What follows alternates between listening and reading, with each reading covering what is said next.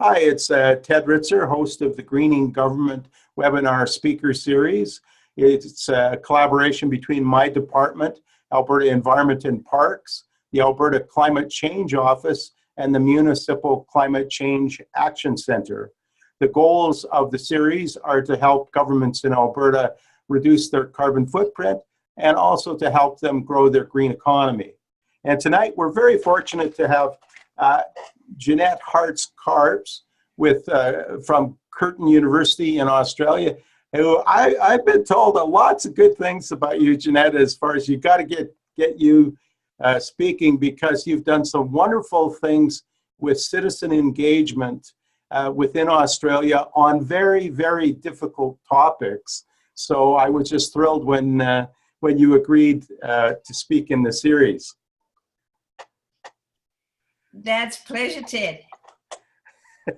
So, do you want me to tell you just quickly who I am, where I'm coming from? Absolutely. Okay. So it's Janette. I'm a professor at Curtin, but that is not all that I have done or tend to do. So I do action research, and I was 15 years in the public service, often changing departments as a change agent. So I really do understand what it's like being a public servant. I've been in and out of academia, and I've worked out of a minister's office and worked across the globe, and largely in an area that we call deliberative democracy for sustainability. So I also call it participatory sustainability, but it's a certain sort of sustainability, a decision-making about sustainability that I think public servants are going to have a critical role to play in it. So I'm delighted to be able to talk to you all. So Ted, will we start the PowerPoint? So my key point here really, and I'll talk later about deliberative democracy, is that both governments and citizens really have to participate differently if we want to green our planet. If you notice, I'm not talking climate change a lot of the time, simply because in Australia, unfortunately, we tend to sort of follow America in trends, and we really have difficulty with those that sort of totally support that we have to do something about climate change and those that don't. I think it's a bit the same in Canada. But we found that if we looked at issues that were really meaningful, mattered to people, that had everything to do with climate change, we got buy-in from a far broader range of people, which was really critical. So next slide. Ted's organizing the sliding for me. Can you do the next slide, Ted? No? Hello? Okay. It's really been difficult, I think, to do big things about climate change. Reasons I'm sure you already know, but want to remind you that, it's complex. The whole issue of climate change, the whole issue of sustainability is incredibly complex. And there just aren't simple solutions. We're not going to get a technological fix. We're not going to get the charismatic leader that will help us join a new world. I guess the whole issue that I work on is that we've created this world in which we live. We need to be doing something, so we need to be behaving differently. But it's hard, and it's hard for public servants as well. So, even when you might make real decisions to move forward, it's very tough. It's a long road from planning through to implementation. Any climate change issue is going to need collaboration between different levels of government, between different government agencies, between industry, government, community.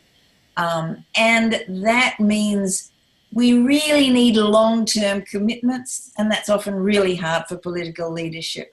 And there's almost everything and anything in the road of doing long-term commitments. And one is always about, well, we don't do it that way. That's not how we do things. But somehow, if we all need to participate in this new world, we need to be minimally involved. And as as public servants, I think it's critical to stop having assumptions about citizens that they're disinterested or they lose interest fast. They only get interested when they see how they're going to be impacted. And in any case, their responses are not going to add a whole lot of value.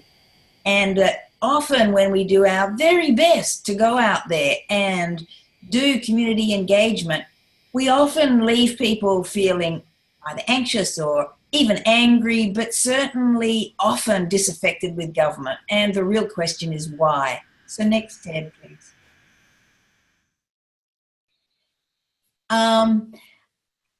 I guess what I'm trying to say is that the why has an awful lot to do with what we value in this world and how we get towards those things that we really value. And I think we've got a lot of confusion now. The goal of the private sector is to create private economic value. We know that. But somehow as government, I think we lose the plot a bit when we're desperately trying to live within our budgets and do things that are efficient. And I think a lot, and that we have particular things that we have to, and targets we have to meet. But our only goal really is to create public social value. That's why governments are different to the private sector. To the next slide, please. So what am I talking about when I say public value? And it's not just me, of course, you'll find this, you may have heard this already, but how are we going to allocate these scarce resources, and how are we going to look behind and further than just cost to collective benefit? And how are we going to get this balance? It's so hard to balance economic, social, environmental, well-being. How are we going to achieve that? In fact, you might be interested to know that I've convinced the prior Prime Minister of Bhutan, Jimmy Tinle, to come to Perth. He's coming tomorrow. And he's going to be talking about, instead of their GDP or GNP, he's talking about gross national happiness that they have instituted. And this is the way that they measure everything about what they do, where they put their money, their policies, their plans, all have to do with this indicator of the gross national happiness. And it's not about us all being thrilled to bits. It's about us having some well-being, living together with our environment and together with our neighbours and together across boundaries and measuring that. But that in our society, I think, is going to really take transformation change, because it means we do need to be prepared to break apart who gets what in order to create this new value network. And the new value network needs to have a huge, I think, prejudice towards, bias towards cooperation, collaboration, and possibly less in the direction of competition. Next, please. So why do we have such difficulty with getting to such sort of public social value? Well, we all know about this decreasing trust across the globe. And I've suggested a few things or a few issues that I think lead to this. We take for granted our indirect democracy, where we're electing representatives to elections and they're making decisions on our behalf. And they're often making it in terms of the party philosophy. They haven't got any option. There's really very little reward, usually, to work with opposition parties. You need to be seen to be better than them. And there's lots of reward for working in the short term. That is not necessarily to our common interests of living in harmony with each other and with the world. And we live at a time when there's just so much noisy politics. We've got this ever-growing data.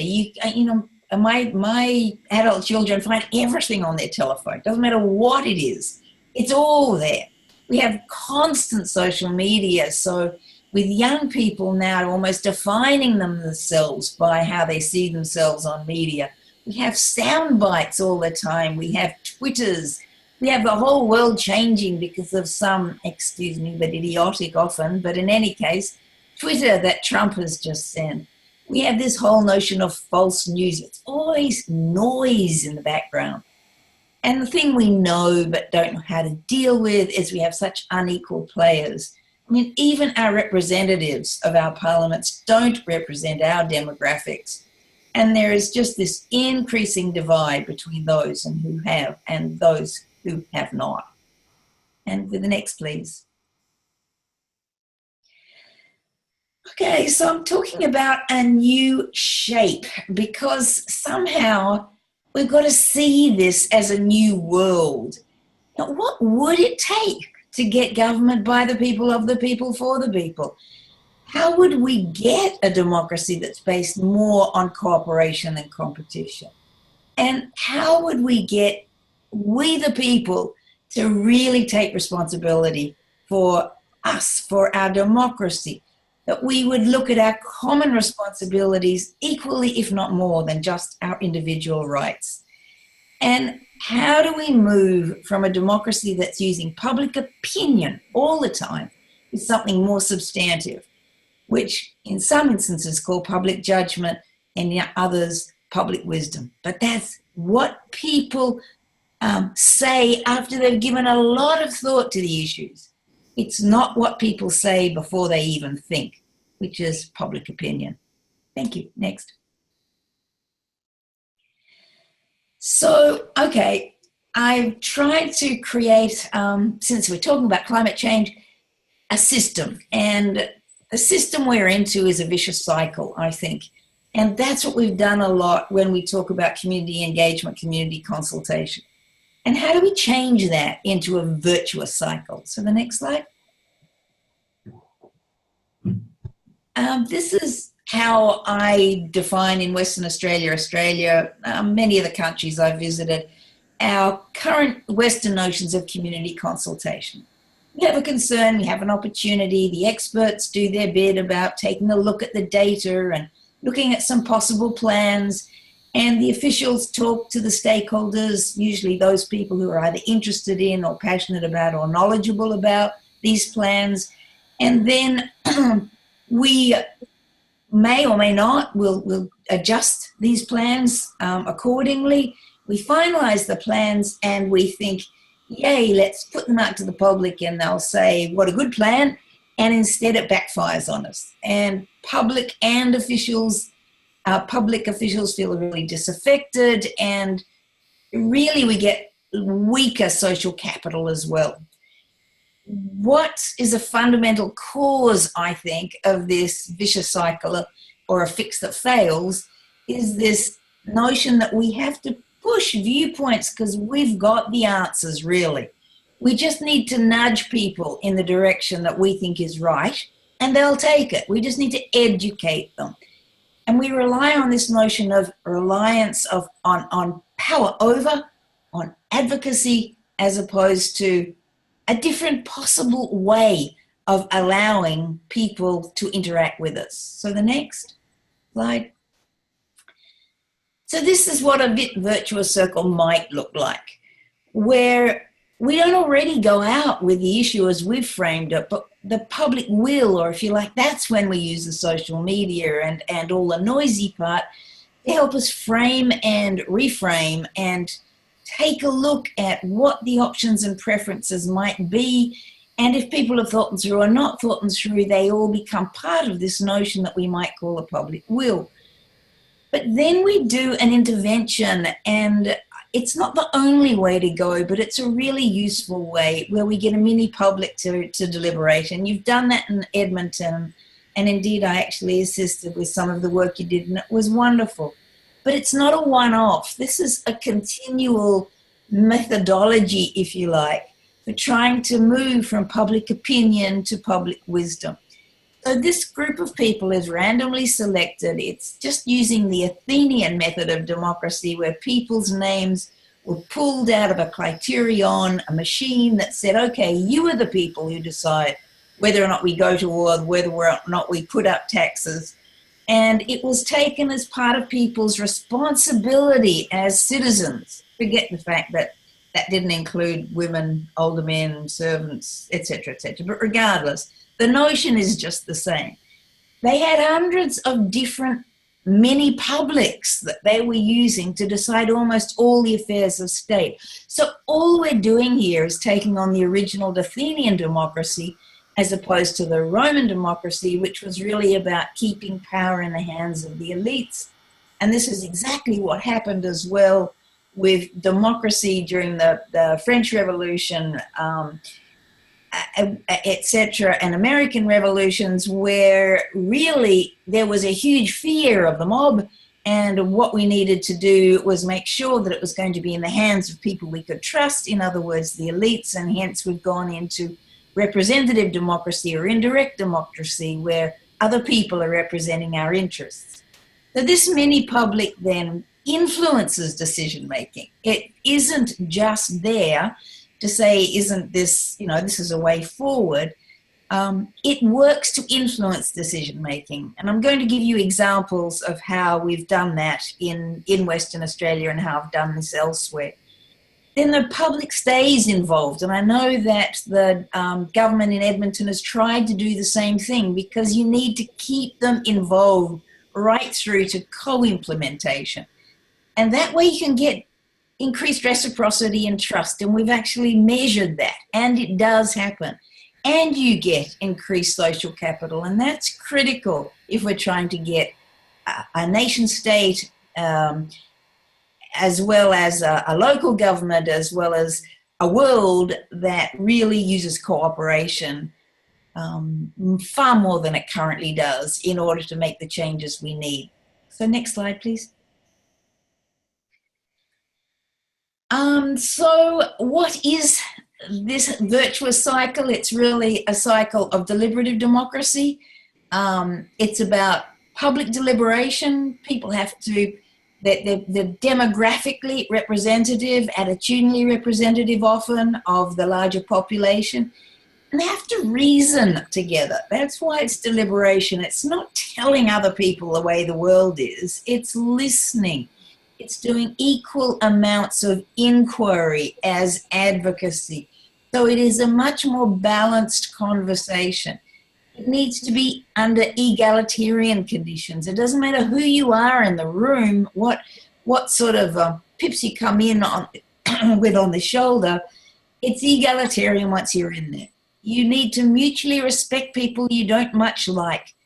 In fact, we call the small tables where we sit these people, it's like sitting at a bad wedding, where you sit next to people you don't particularly like, you have nothing in common with, you might absolutely disagree with, and you're expected to actually make useful conversation. We purposefully do this because unless you really listen to people who are different to you, who have diverse viewpoints from you, we can't ever bridge the gaps between us and see the world from different perspectives in order to be able to implement change that people can buy into, live with, be part of. And that, importantly, has to influence policy development and decision-making. Because if it doesn't, it's no longer meaningful to people. They feel like you took my day or you took days of my life, and for what? They need to feel like it mattered. We all need to feel like we matter. Next, please. So the three ways I see deliberative democracy as different to the usual sort of community engagement is, one, unless we've really got a representative in the Athenian terms or in a random sample terms group of people, I'm not sure we can get the diversity we need to get the sort of creativity going and bridge building going that we will need. It needs to be deliberative, so it can't be a hit and miss. It's very hard to do a deliberation in a half a day, let alone a day. I try not to do deliberations in less than a day because it's only useful to do it on complex issues that are tough to resolve. Otherwise, someone should just resolve it. It's only when you don't know the right answer or you're not sure you can get people behind you that you need a deliberation. And importantly, it has to have influence on the decision makers. And it has to have influence and be seen to have influence on decision making. Next, please. So we're looking at a joining up of top down, bottom up in order to get to public wisdom. It's not that difficult. It's actually hard to do, but the concept isn't really all that difficult. Next, please.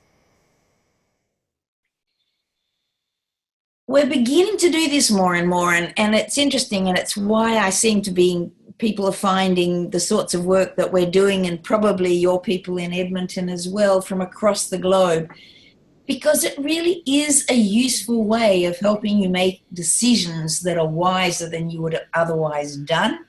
It does involve a microcosm of the population who get affected by these decisions. It leaves citizens feeling like they have more impact in the world. And I'll show you some videos, and you can really see that in the videos of these people who started off saying, no, I don't know why you selected me. I don't have anything to add in something huge as this, whatever it might be, and convincing them to come along. And just to keep this in mind, I last year did a deliberation in India, and it involved trying to create streets that people would work better. And if you've been to India, you'll know that people live on streets, they work on streets, they shower, they bathe on everything, they drive anywhere on streets, they park anywhere on streets, they drive anything on streets. They're extraordinarily chaotic. And we had people who represented all those groups who were living there illegally, those people who were trading there illegally, as well as all the government people, as well as all the people who were using them, but they were representatives of those people. And it was very hard to get the people living on the street to come. And we finally did get a woman to come along, and she came dressed in, as they always do, beautiful saris, and joined in. And she so was afraid of coming. Nobody had ever apparently listened to her before. And she actually stood up at the end of this whole day and she said, today I was listened to. Today I'm proud to be an Indian. And she almost had everybody in there in tears. It makes people who really don't feel like they're citizens at all, they really feel like they're a part of making the decisions, making efforts to make this a better place to be. So the other thing that we found, and this is important, I think, for elected representatives, it helps them be re-elected, and I'll show you that with some of my examples.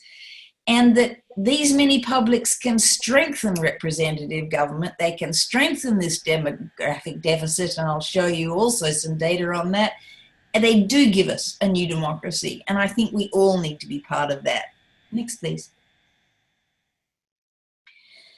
So the first case study I want to talk about is one that was held some time ago in Western Australia, and it wasn't actually about dialogue with the city. It culminated in dialogue with the city.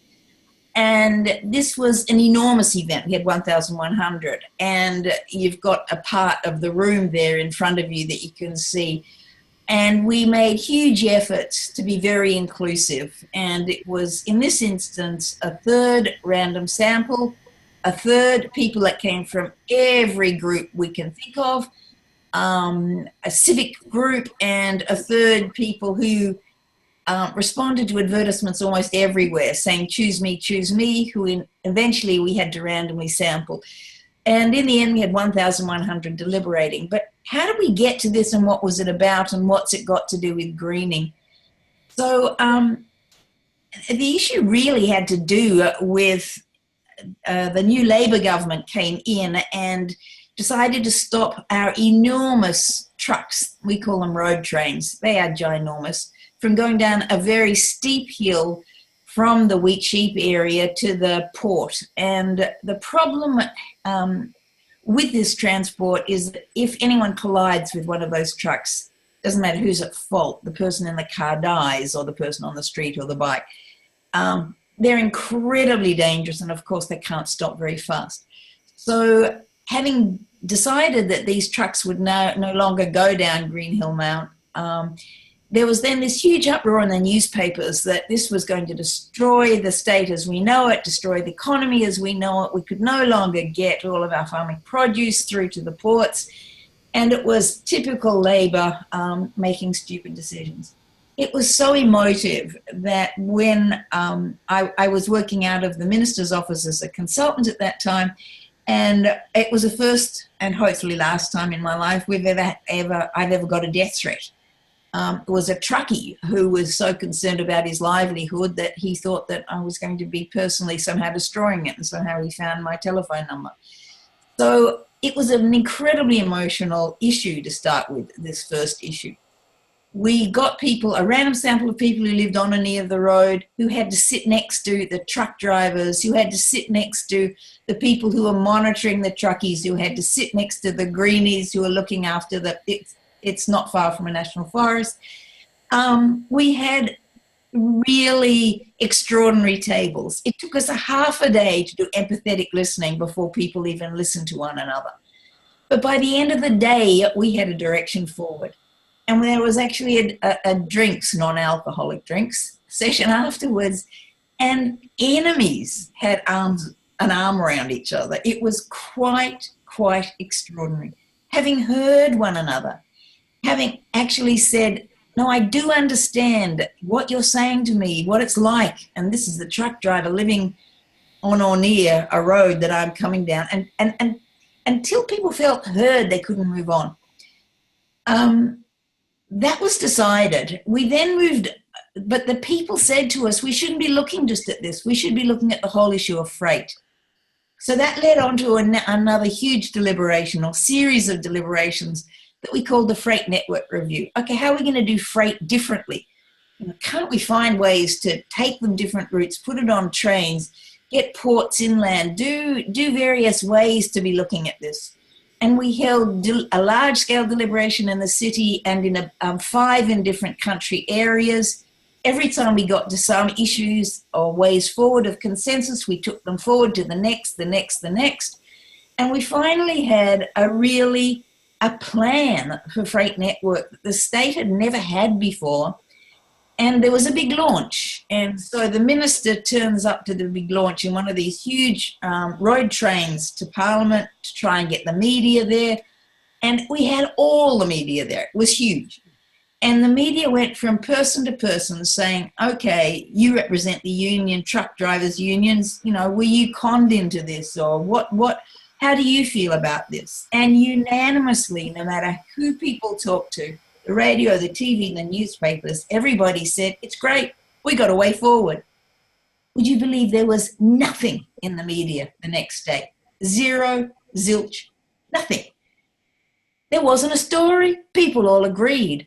So the difficulty with cooperation is that it's not a bad news story that hits the front headlines. And the difficulty we have when we do this work is that it becomes a non-event for everybody to know about unless we can find different ways of getting it out there to people, because it appears that this is just not a good sales story for the media outlets.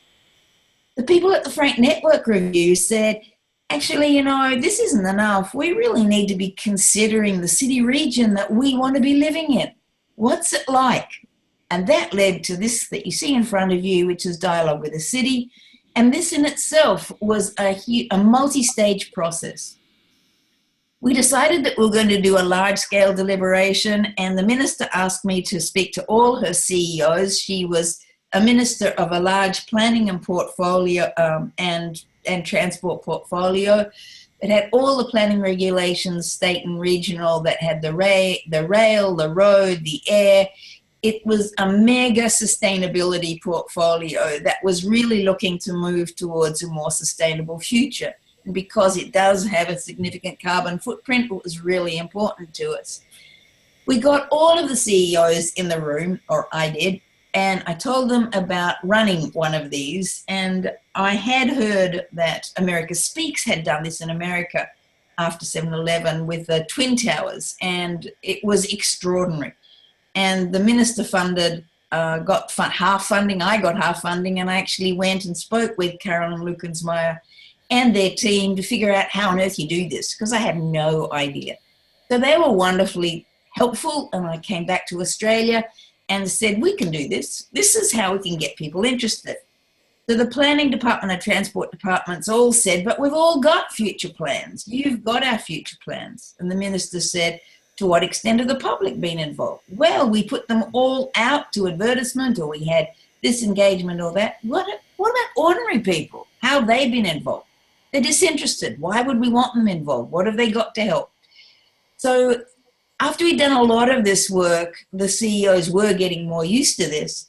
But when I put forward this method of joint decision making, and by the way, this minister had an agreement with me, and this is about the influence factor. And she said, and my agreement with her was that first of all, I would not go anywhere near something that the government had already made a decision on, or had a platform that wasn't going to allow us to actually look at both sides of the issue, that she could resolve that in a different way, but not through me.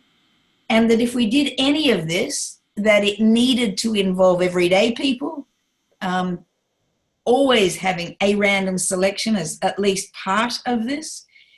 And that finally, and by the way, given that the minister was a lawyer and is very used to trial juries, she was totally supportive of this. And that made my life a whole lot easier. But lastly, that she would state the extent of influence that this would have up front, and that it wouldn't just be, well, think about it. It had to be minimally, we'll seriously consider this, and we will let you know what we can, and if we cannot do something, we'll let you know why we cannot. And it went from that was the minimally influential to the most influential, where he did a citizens' jury on an exit to a freeway that neither suburb wanted and had fought over for the last decade. And she said to that jury, where we had half of a random sample from one side of the freeway and half from the other, and these people, she said, if you can come up with a unanimous solution, and it doesn't cost me any more than $100,000 that I would have spent, I will do it. So that was hugely empowered. And this jury was so committed. And they had people standing on streets counting trucks and counting. I mean, they were, and they spoke and did their own research about what was happening with the school and the playground and what was happening with the houses on the other side. They took this on with their heart and their soul in order to resolve this. And they unanimously decided an exit. And that exit was the same as the transport people, that what we call main roads, had decided it should be in the first place.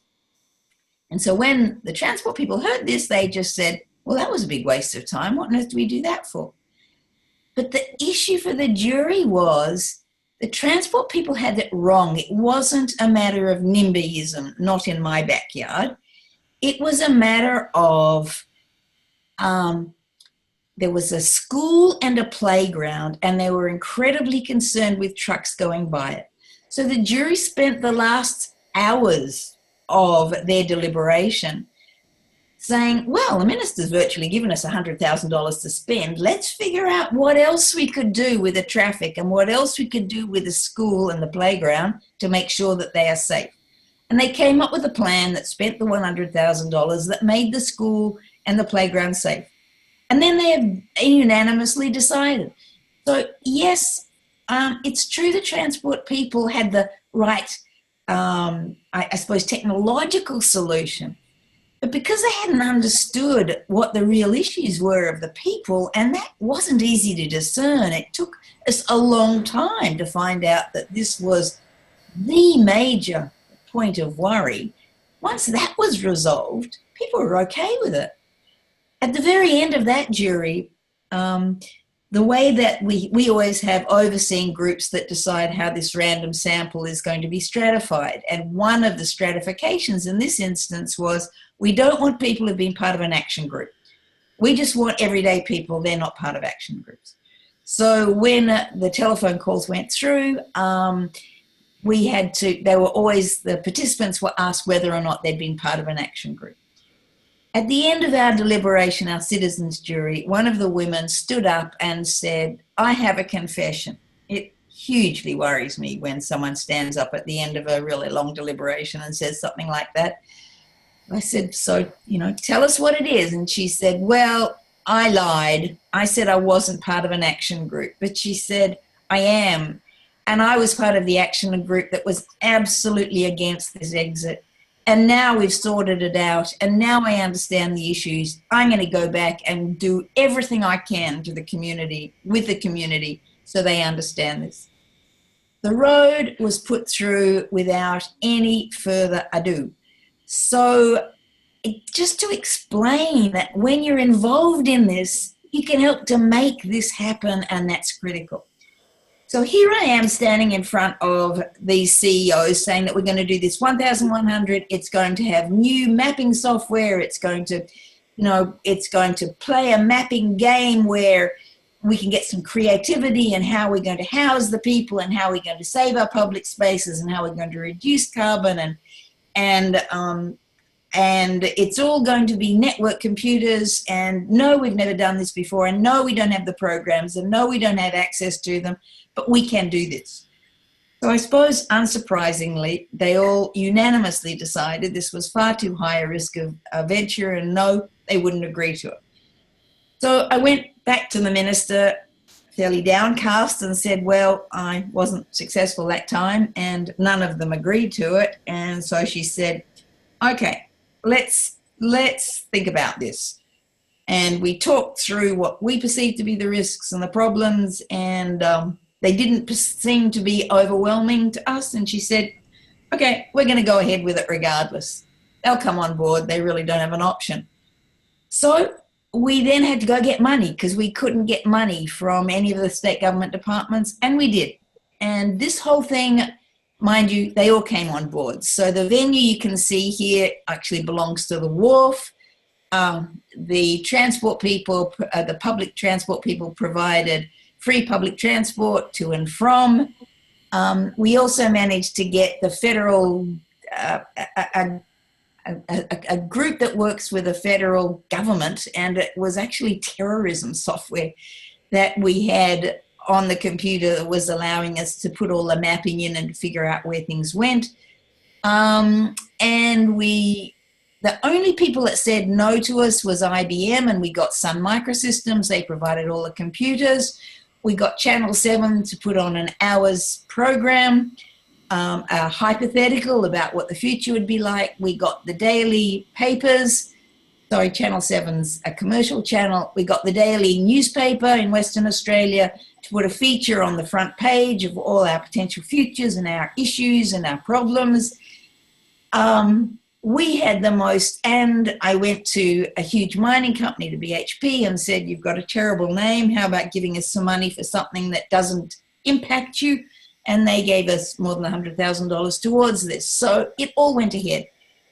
Dialogue with the City came up with a plan. Oh, by the way, the mapping game was pretty wonderful. We had Indigenous groups working together. We had working together first, young people working together first, then disabled people working together first, so they would feel comfortable with what they were doing. And then they all agreed to be dispersed between tables, and so people could listen to very diverse others.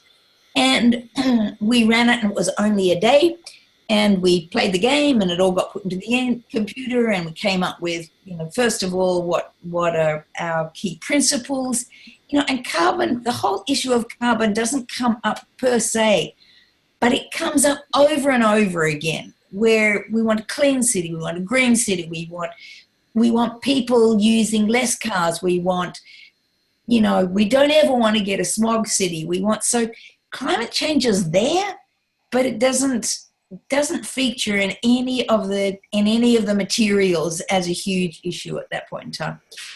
So at the end of dialogue with the city, the minister said, okay, I'm going to take this to Parliament, to my cabinet to get approval. And she got approval.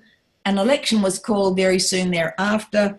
The opposition jumped on this as a way to get rid of the Labor government, and said that this minister was forcing people into apartment houses. She was forcing people onto public transport. She was forcing, nobody would have a clothesline in their backyard, which probably to Canadians doesn't make sense, but we tend to dry our clothes on clotheslines, which was all a nonsense.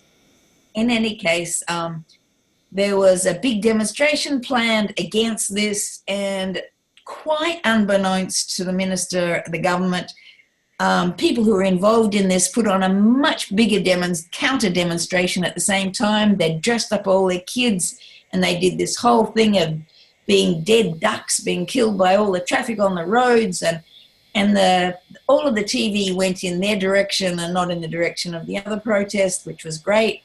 We then got what we call radio jocks, who were putting all these people who were against what the minister wanted on the phone, on the radio, and apparently these people who were part of this rang around to everybody and said, okay, when he asks you, or when they ask you, do you support Alana or don't, say, no, I don't, and then get on there and say what you like.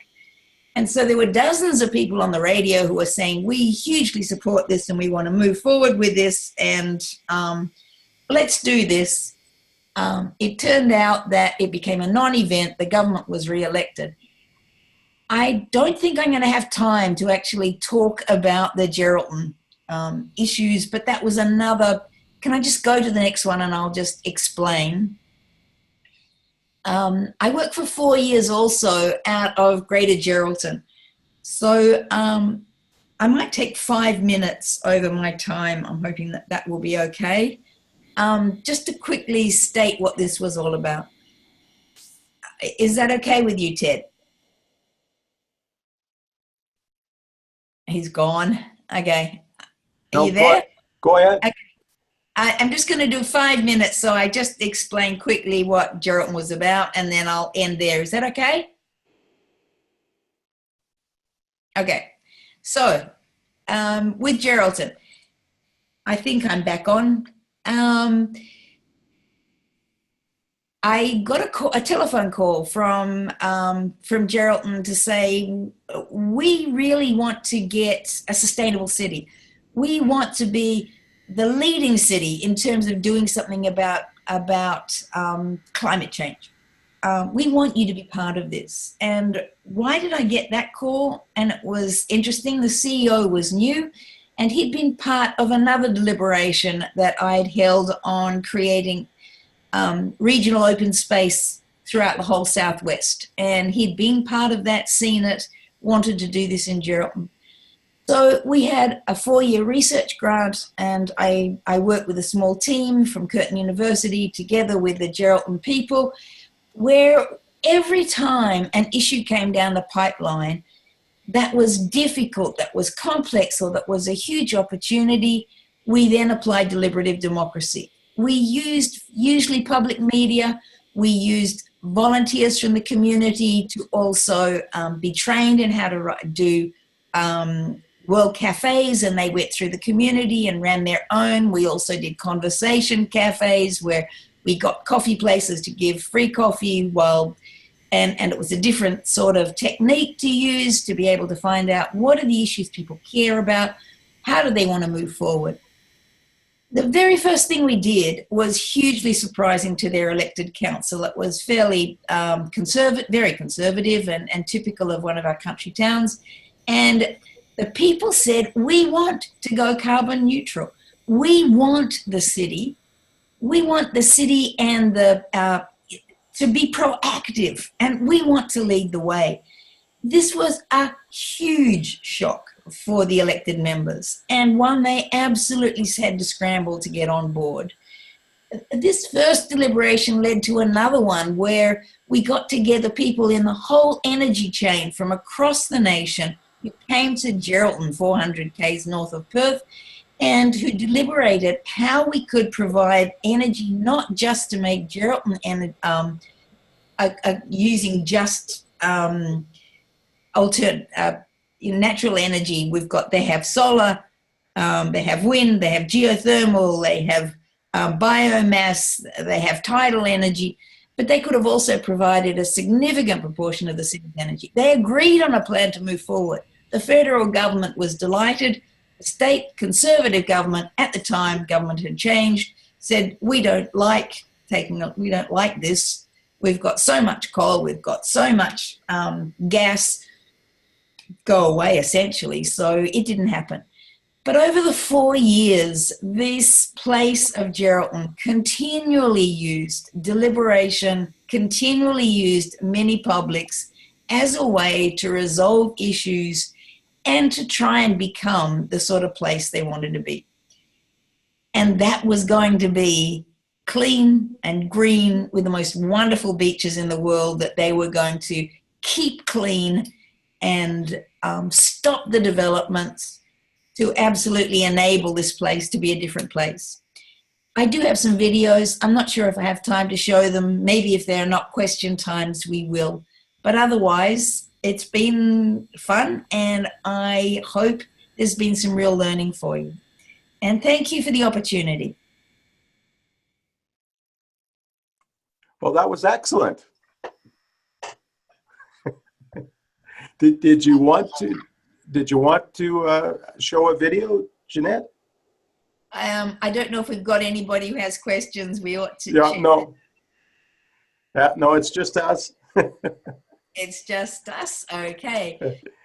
So, Ted, what would help most? To either show them videos, or maybe I could talk a bit more about Geraldton. It's up to what you think they would learn more from. Well, I think, how about you chat a little bit more about Geraldton, and that would be wonderful, and conclude with anything that you want to sort of end the presentation, Janette. Okay. I might just quickly show you one video, I think. If you could take us through the slide, you could click on to the first video, I think, that's in there, and I'll just explain where this one comes from. Oh, if you go back once, just go back to that prior slide. Yeah, this looks fairly confused and really like we absolutely knew what we were doing. Every year we would start with a plan. Every year something would come down the pipeline and absolutely change that plan. And in retrospect, this is what it looked like. But just to quickly explain how this all happened, the way it was. So here we had our plan. We knew what we were going to do for the year. We thought we knew what was going to be important for the city. And then the state government came up with a notion that you needed a strategic community plan, and also that they wanted small local governments to unite with other local governments. So Geraldton was the only one in Australia, in Western Australia, that did unite with another township, which meant they needed a whole new regional strategic plan. So, okay, we changed what we were going to be doing, and let's take a look at regional planning. So we had about 150 randomly sampled people who were involved, together with a parallel team of experts, all of whom volunteered their time, came up from Perth, and worked on how Geraldton could be the sort of region that people wanted it to be. And again, it was surprising. People of their own volition outlined, first of all, the places they wanted to protect. The oceans, the ranges, and the rivers, and that became, out of all the maps, that became the critical feature for them. And then they were interested in looking at how they're going to save these places by having nodes of development and one big one right in the center, but nodes of development and not on the beaches. And so they would stop pulling down the sand dunes that they were doing in order to put houses right on the beaches, and we would start to regenerate. A lot of the work that we'd done before, where we'd done online deliberation and for people trying to get others to join action groups they were interested in, came up with a huge number of things. A lot of them were also about protection, and a critical one where they decided to plant 1 million trees. And they're, you know, that's well in process. If you went to Geraldton, or you could see that picture, it was denuded of trees.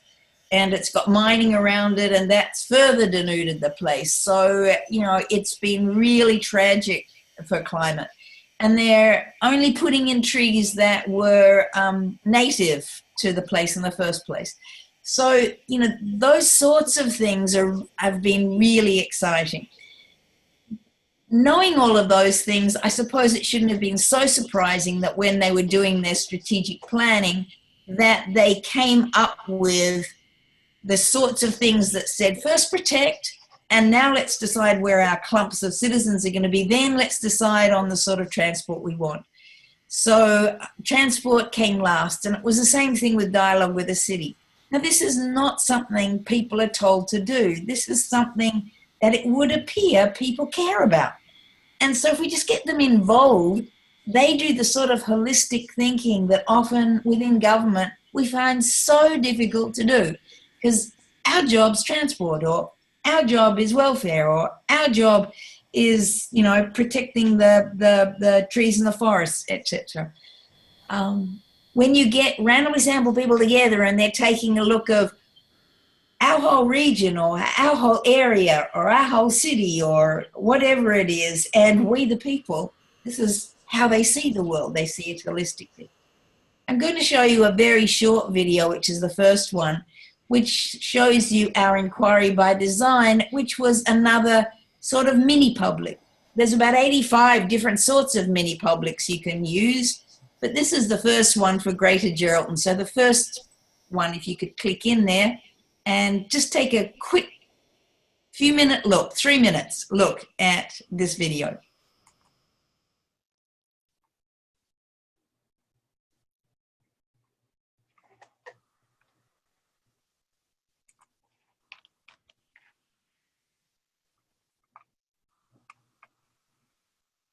Not coming up. Do you want me to leave it? Nope.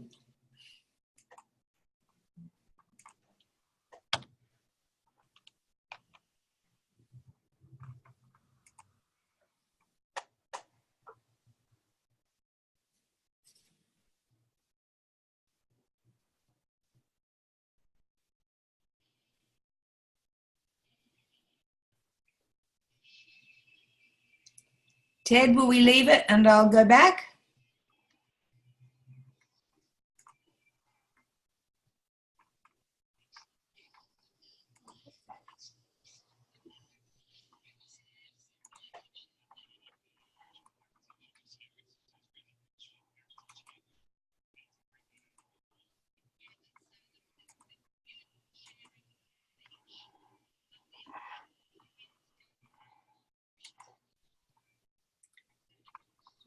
Teddy, you there?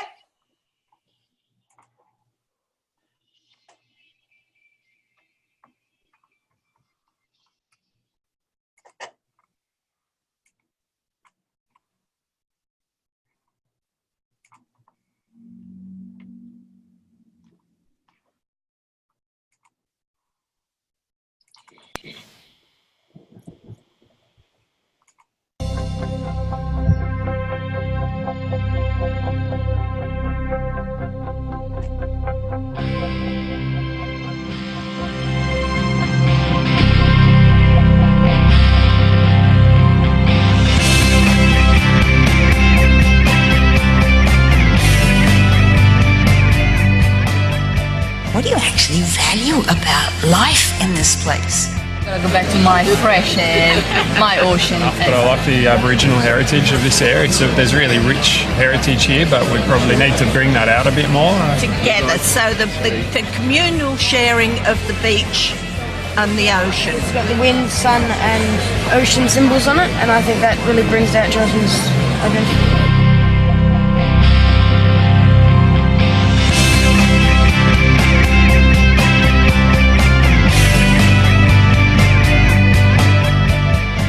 What needs to change? So it's a bit like that joined up government. It's joined up sporting clubs. I like that. Can I write that down? Please. Joined up sporting. Don't flatten out sand dunes to make new suburbs like they've been doing. More investigation before areas are allowed to be cleared. Like that. Reef protection for fishing, fish habitat.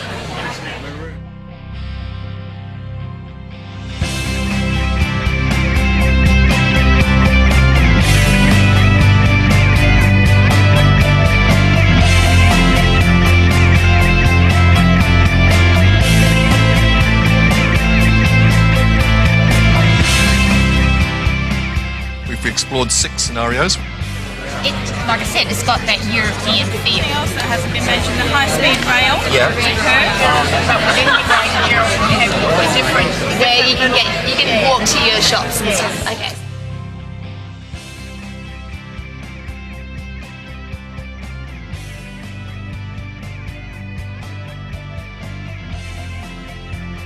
You don't have to drive too far for your doctor's visits or a hospital visit, you know. Yeah, it'd be good. Was to place static displays in vacant shops in order to bring more life into areas of town where there might not be much activity now.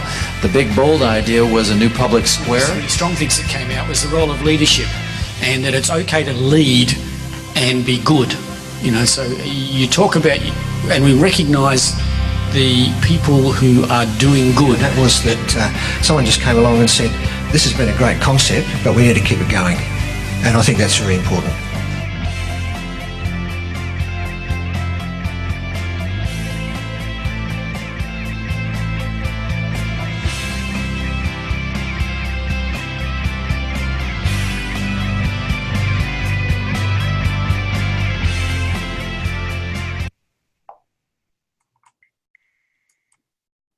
Oh, that was excellent. Look, it sounds like I'm doing an awful lot of planning, and I do, but I do an awful lot of other things as well. And so I wanted to spend the last few minutes talking about, I think, one of the most exciting initiatives that we concluded our work with Geraldton with. They did continue it the following year, and that was great. But this is the notion that okay, I'll explain the scenario for you.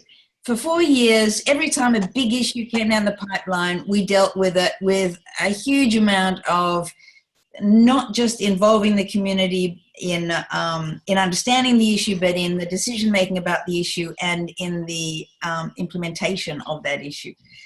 By the way, with those trees, we had days where people were out planting trees. With the bike paths, we had bike runs where we got almost huge numbers of the city out all riding together, especially across places where they wanted their bike path to go, but it wasn't. We got people involved no matter what we were doing. So they've had nearly 4 years of really being involved in decision making. And then there is a bust. So there's a mining boom and a bust. The fishing and the agriculture is going down further and further, largely because of climate change and the problems that many farming places across the globe are having. And this is becoming, people all of a sudden are in a place not of the future's looking glowing, but the future's looking pretty scary to us. The city itself didn't have enough money, and so it decided that it was that the elected members decided to put up rates and taxes. We're really with very little input from citizens. The citizens were so outraged that they hired lawyers between them, and they took the elected members to what we've got a state government, a tribunal. And the tribunal decided that this whole issue needed mediation. During the mediation, it was decided that in the future, the city would do participatory budgeting. The city didn't really understand what was meant by participatory budgeting, or certainly not in the way that we had been pushing participatory budgeting, which wasn't for just 10% or a small percentage of a budget to be decided by civic groups and voting, which is what's happened hugely across the world, in about 2,500 places across the world. But this was budgeting on 100% of the budget. So we did 2 participatory budgets of a random, we called them citizens participatory budgeting panels, a random sample of citizens. The first one was about 35 citizens, and they worked together over 5 Saturdays, and they decided on the long-term infrastructure budget, something over about $78 million, and what was going to be prioritized and how it was going to be prioritized. They came up with ways of deciding this, which were quite different. They were based on sustainability principles, but they connected them together. They were more holistic. The city had trouble with that. The citizens decided they liked them anyway, and that's what they did. The city actually agreed 100% with the recommendations, and they were put in place. Then they did one on the operational budget, which again was over 72 million. And this was really, we're going to be in the red unless we cut down on services, or if you want to put in new services, you've got to cut down further.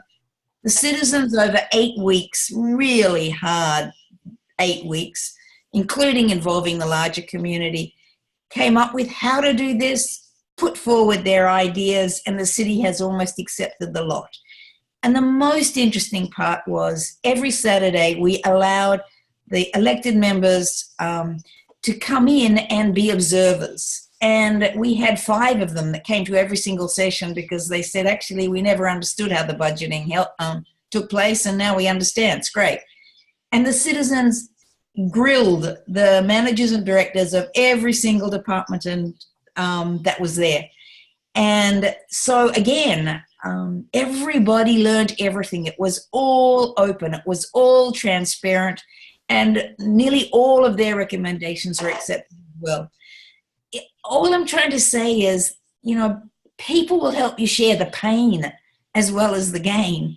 And this is hugely important in many governments, I think, that are really suffering from the need for services and the lack of cash. And people can help you address that. People can help you do that in ways that will be acceptable. And I think elected officials are having a harder and harder time doing it. So it's an exciting way forward. We've used it in every sector. I'm sure no matter where you are in government, it's relevant to you too. And I really wish you luck in doing this and hope that you take the small steps that are needed, that we start this ball not just rolling because it's already rolling, but gathering and gathering momentum until it really becomes a bolt-on to the way that we do our democracy, and that we can do democracy, government of the people, by the people, for the people, a whole lot better than what we do.